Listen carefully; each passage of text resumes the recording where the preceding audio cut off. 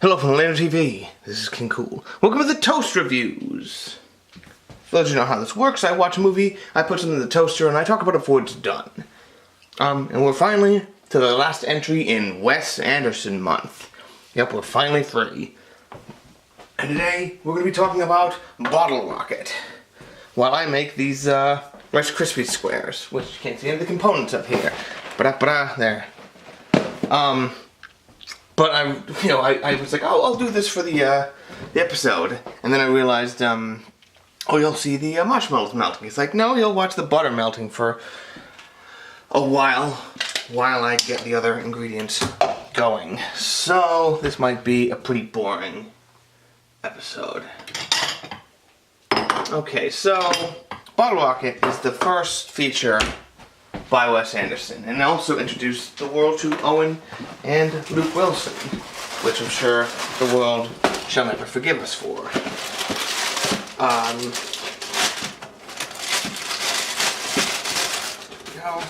Now, bet you wish you were watching me before these Rice Krispies, but nope, you gotta watch the butter. So much more exciting.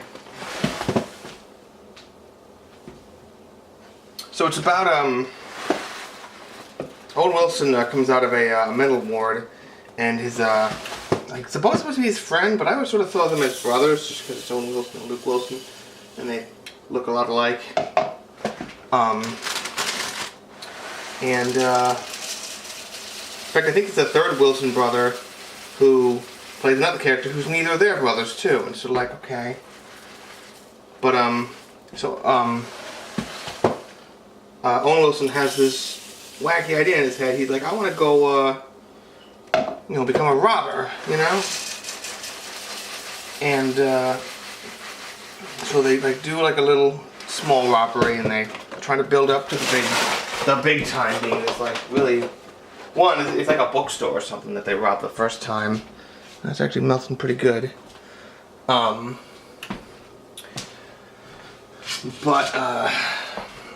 Then they get to, they have to start planning their big deal, and they lay low in a little while, and Luke Wilson meets this woman. All these things are sort of, I could probably pull the play artists out for it, but I don't think they were cliche that bad when, maybe they weren't when this first started. I'm going to sort of give it the benefit of the doubt. But, I don't know. There's one big difference between this one and the other Wes Anderson movies that I saw for Wes Anderson Month, which is in this one, the dialogue actually they sort of let each other talk over one another. I suppose there was some improvising on the set, just let them have that sort of snappy zest that even something seems weird compared to this, but even something sort of like Iron Man has, where people talk over one another, which just shows it's like, your script is so precious, and the only one of the ones that was sort of written where they don't do that I liked, again, like I said, is the Darjeeling Limited. I liked that one. But, really, this one just has a certain, zest to it that I was thinking, I gotta put the marshmallows in the shoe and I'm gonna eat them all. Nom nom nom nom nom. But,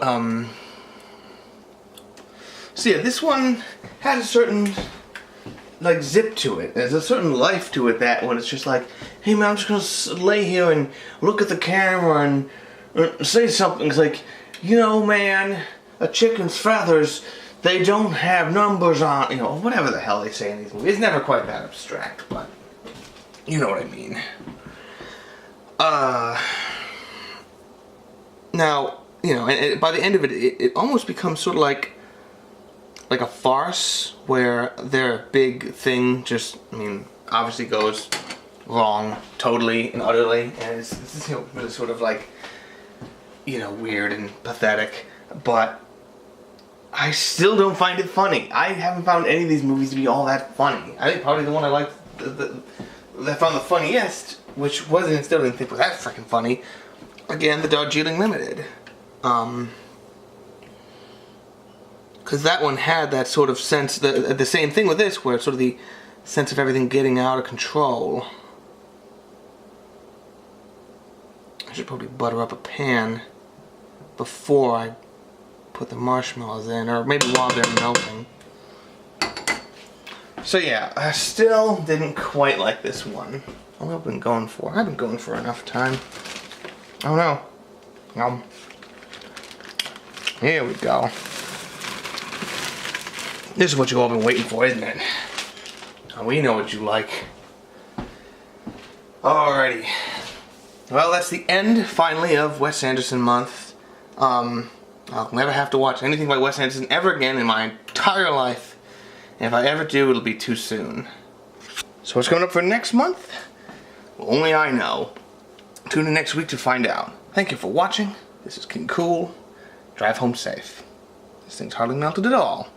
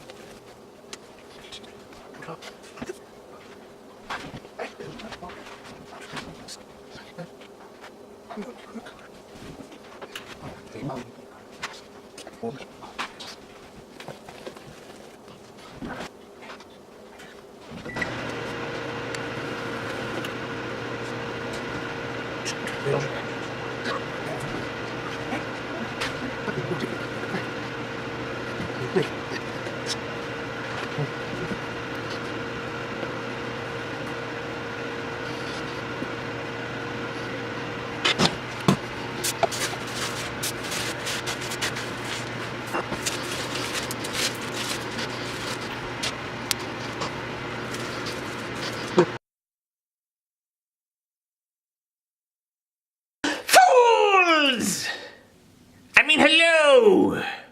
I am Dr. Eyeballs, and you won't believe what I've got today. Ooh, this deluxe pizza has sausage, pepperoni, mushrooms, red and green peppers, and onions.